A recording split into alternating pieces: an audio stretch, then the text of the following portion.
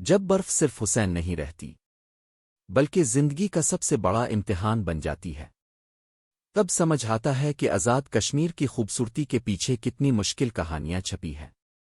آزاد کشمیر، دنیا اسے جنت نظیر کہتی ہے، لیکن یہی جنت جب سخت سردیوں میں برف کی سفید چادر اوڑھ لیتی ہے تو یہاں کی زندگی کسی خواب نہیں، ایک جدوجہد بن جاتی ہے۔ تیز یخ بستہ ہوائیں، کانوں کو کاٹتی سردی، مسلسل برف باری، بند راستے اور بے بس لوگ یہاں کے مکین صرف سردی نہیں سہتے بلکہ موسم کے خلاف ایک جنگ لڑتے ہیں، روز، ہر دن، ہر رات۔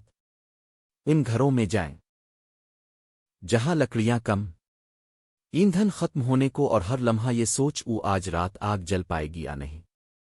چھوٹے بچے، سردی سے سہمے ہوئے بزرگ، کپکپاتی انگلیاں اور مائیں ہاتھ تاپتے ہوئے بھی دل میں صرف ایک دعا لیے بیٹھی ہیں کہ یہ موسم جلدی گزر جائے۔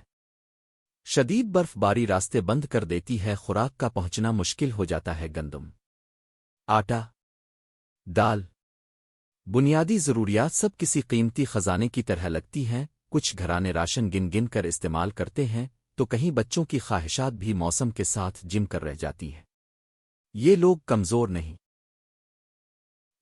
کمزور نہیں، یہ ہار ماننے والوں میں سے نہیں، یہی وہ لوگ ہیں جو مشکل سے مشکل موسم میں بھی ہمت نہیں ہارتے۔ کوئی برف ہٹا کر راستہ کھولتا ہے، کوئی دوسروں کی مدد کے لیے نکلتا ہے، کوئی اپنا رزق دوسروں کے ساتھ بانٹ لیتا ہے، اور یہی انسانیت، یہی حوصلہ اس سرزمین کو خاص بناتا ہے۔